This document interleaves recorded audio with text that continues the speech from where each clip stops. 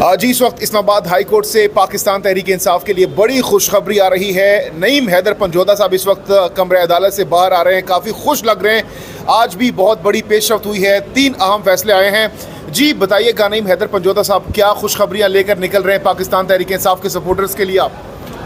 बहुत शुक्रिया जहांगीर भाई, पहले आपका और आप तमाम लोगों को मैं खराज तहसीन पेश करता हूँ कि जिस सारे माहौल के अंदर आप माशाल्लाह लगे हुए हैं, इस सारे घुटन वाले माहौल के अंदर आपको सलाम है।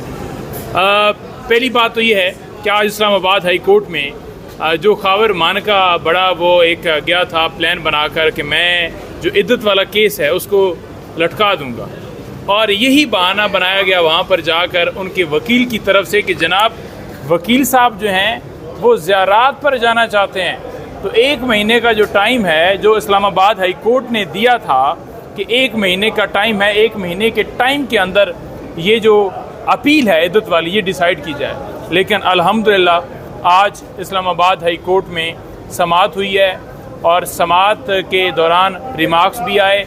लेकिन अल्हम्दुलिल्लाह मैं ये तमाम लोगों को ख़ास तौर पर जो ये मेरा पैगाम देख रहे हैं उनको मुबारकबाद पेश करता हूँ कि इंशाअल्लाह ताला जैसे आज हक़ की फतह हुई है, हक़ जो है वो कभी छुप नहीं सकता और इंशाअल्लाह ताला कप्तान हर केस से सुरखरू होगा। आज इद्दत केस के हवाले से जो दरख्वास्त दी गई थी उस केस को लटकाने के हवाले से इस्लामाबाद हाई कोर्ट ने वो खावर मानका की दरख्वास्त जो है अल्हम्दुलिल्लाह खारिज कर दी है। खावर मानका की जो दरख्वास्त इस्लामाबाद हाई कोर्ट में दायर थी कि 1 महीने का टाइम जो है वो बड़ा कम है, उसको बढ़ाया जाए, वो दरख्वास्त उसकी खारिज हो गई है। और अब अदालत ने जो फ़ैसला पहले रखा हुआ था कि 1 महीने का टाइम है उसके अंदर ही डिसाइड करना है, तो वो जो घड़ी थी वो दोबारा उसी पे चली गई कि 12 यानी कि 13 तारीख से पहले 12 तारीख तक ये जो नीचे केस चल रहा है, इद्दत की अपील चल रही है, इसको डिसाइड किया जाए। और हम अब अदालत से यही सदा करेंगे कि हाई कोर्ट ने भी अब हुक्म दे दिया है दोबारा, तो लिहाजा इसके ऊपर जल्दी से जल्दी फ़ैसला दिया जाए, क्योंकि इस वक्त तक खान साहब और बीबी साहबा सिर्फ इस एक इद्दत केस के अंदर जो ज़ाहिरी है वो पाबंद सलासल हैं। इसके अलावा जो मुख्तलिफ़ केसेस हैं वो भी आज चल रहे हैं। आज मखसूस नशिस्तों का केस भी सुप्रीम कोर्ट के अंदर चल रहा है। तो इंशाअल्लाह ताला आज एक अच्छा दिन जो है वो आगाज़ हुआ है। जैसे कल हमारा दिन अच्छा गुजरा, जैसे हल्कों के उम्मीदवारों को बुलाया गया और फॉर्म 45 मंगवाए गए, आज भी एक अच्छा दिन जो है वो गुजरा है। अभी क्योंकि टाइम यहाँ पर रखा गया है तो हम इधर पेश होंगे और वहाँ पर जाकर ये तमाम सूरत हाल से कोर्ट को आगाह करेंगे। अच्छा, इसके साथ साथ नईम हैदर पंजोदा साहब, आज हमने ये भी देखा कि इस्लामाबाद हाई कोर्ट में जो 3 जो हल्के हैं उस हवाले से भी डायरेक्शंस दी गई हैं, फॉर्म 45 मांगे गए थे, उसमें क्या पेश होते हुए बताइएगा। हाँ देखें, जो फॉर्म 45 के मुताबिक हमारे लोग जीते हुए थे और फॉर्म 47 के मुताबिक जो हारे हुए थे, उन लोगों से इस्लामाबाद हाई कोर्ट ने बड़ा वाज़ेह तौर पर कहा है कि फॉर्म 45 लेकर आएँ। अब वो फॉर्म 45 इसलिए नहीं लेकर आ रहे क्योंकि वो झूठे हैं, और अगर वो लेकर आ गए और फैसला आ गया तो फैसला इंशाअल्लाह ताला तहरीक इंसाफ के हक़ में आना है।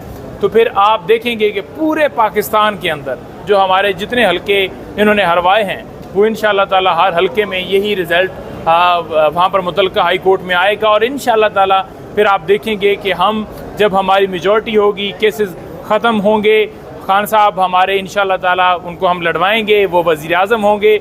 और यही हमारा जो मेन मकसद है कि खान साहब को हमने वज़ीर आज़म बनाना है, जिस टास्क के ऊपर हम लगे हुए हैं। उसके बाद जब वज़ीर आज़म बना देंगे फिर हमारी स्ट्रगल, फिर हम उनका साथ देंगे, जहाँ जहाँ वो हमें कहेंगे फिर हम उसके ऊपर चलेंगे। अच्छा नईम हैदर पंजोदा साहब, ये भी बताइएगा कि अब ये हतमी मराहिल में दाखिल हो चुका है इद्दत केस, तो क्या आप लोग आज दलाइल मुकम्मल कर लेंगे और 12 से पहले फैसला हो जाएगा? देखिए, आज दलाइल हम कोशिश कर रहे हैं कि हमारे मुकम्मल हो जाएँ, और मेरा ख्याल में अब जो मुखालिफ हमारे हैं उनको भी आ जाना चाहिए, क्योंकि वो बहाने बना रहे थे कि जनरल एडजमेंट हमने ले लिया है। अच्छा, सेशन कोर्ट को क्या इस केस के हवाले से बताया गया कि 1 महीने की डायरेक्शन इस्लामाबाद हाई कोर्ट ने दी है? नहीं बताया गया।